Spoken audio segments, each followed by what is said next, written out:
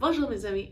Aujourd'hui, je vais vous lire une histoire nommée Les roches et leurs secrets par l'auteur Suchi Govindarajan, l'illustrateur Shivam Shudhari et la traduction c'est Parsak Uttara.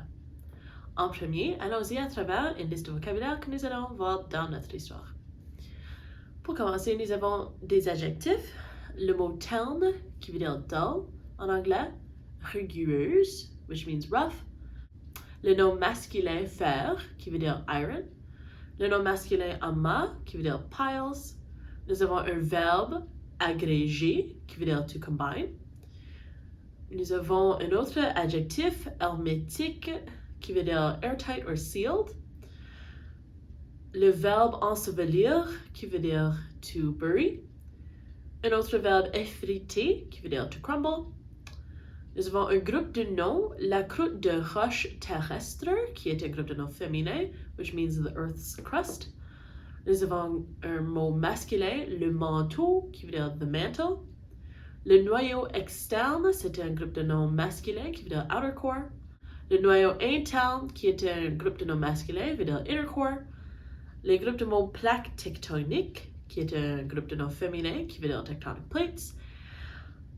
Les groupes de mots roches ignées, qui est un groupe de mots féminin, qui veut dire igneous rocks. Roches sédimentaires, qui est aussi un groupe de noms féminin, qui veut dire sedimentary rock. Et nous avons finalement un groupe de noms féminins, les roches métamorphiques, qui veut dire metamorphic rocks. Alors, vous avez probablement remarqué que je n'ai pas donné de vraies définitions pour ces derniers mots-là, même si les traductions sont vraiment similaires. Et la raison, c'est parce que dans l'histoire, nous allons voir ces définitions-là. Et ceci est aussi relié à une de nos activités dans la guide d'activité.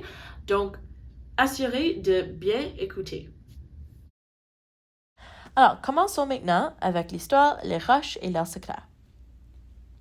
Un immense rocher est posé dans un jardin rempli de fleurs dans la ville de Bangalore, en Inde.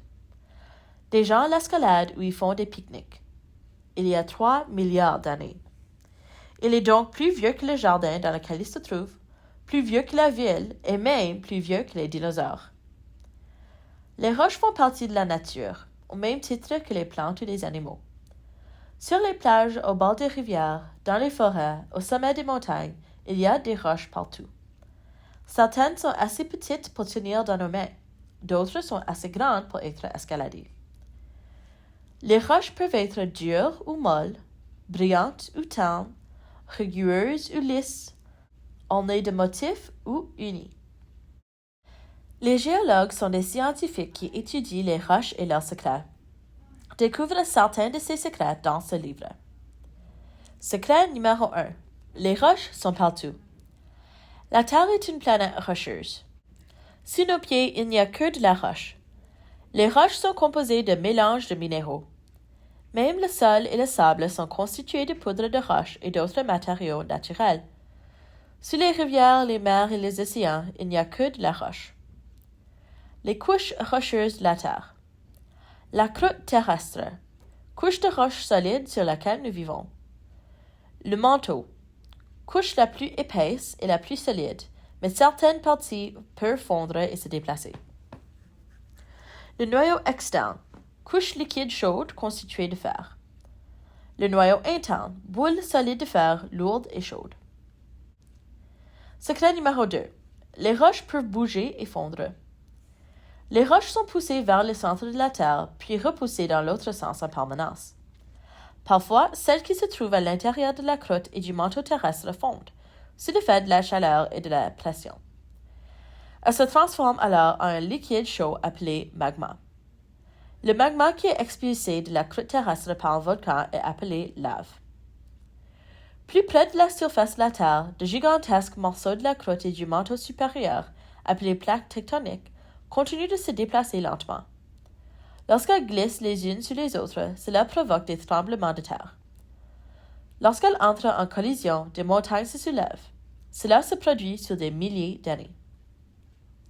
Secret numéro 3. Il existe 3 types de roches. Les roches se déclinent sous de nombreuses couleurs, formes et tailles, mais les géologues les classent selon 3 catégories, non pas en fonction de leur apparence, mais de la façon dont elles se forment. Les roches ignées se forment lorsque le magma ou la lave refroidissent. Le granit qui est utilisé pour construire de nombreux bâtiments est une roche ignée. Tu te rends compte, il y a du magma dans ta cuisine.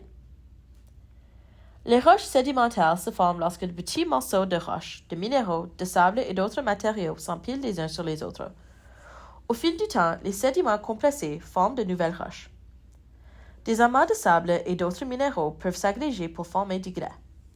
De petits morceaux de coquillages, de coraux et d'eau s'accumulent dans les eaux peu profondes et finissent par former du calcaire. Les roches métamorphiques sont des roches qui ont deux vies. Au départ, ce sont des roches ignées ou sédimentaires, ou encore d'autres roches métamorphiques. Puis, sous l'effet de la chaleur, de la pression ou de certaines réactions chimiques, elles se transforment en de nouvelles roches. Au départ, le marbre est une roche calcaire, sédimentaire. C'est sous l'effet de la chaleur et de la pression qu'il se transforme en marbre. Secret numéro 4. Les pierres sont des calendriers. Déterminer l'âge de notre planète n'est pas facile, mais les roches peuvent nous y aider. À l'heure actuelle, les géologues pensent que la Terre a environ 4,54 milliards d'années.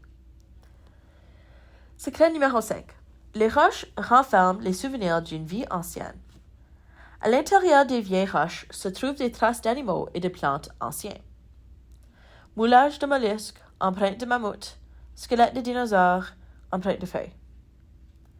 Ces traces sont appelées des fossiles.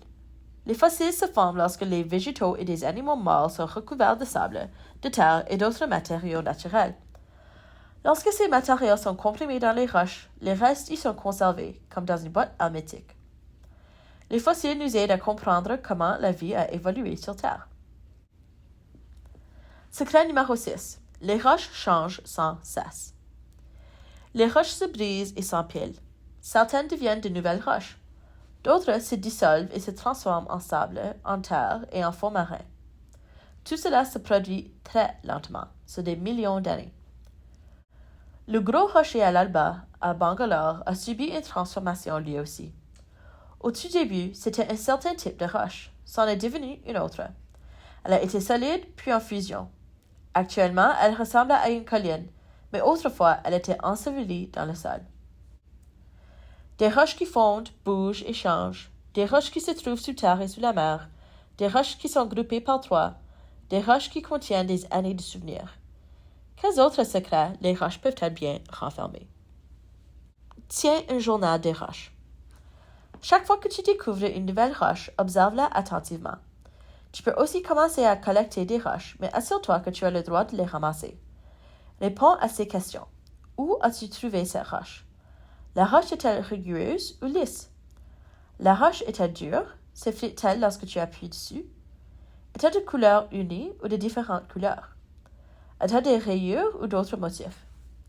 La roche brille-t-elle? Présente-t-elle une superposition de couches? Sais-tu de quel type de roche il s'agit? Y a-t-il d'autres roches à proximité? Ont-elles le même aspect? Merci d'avoir écouté Les roches et leurs secrets. Veuillez trouver la guide d'activité sur notre site web sk.cpf.ca. À bientôt!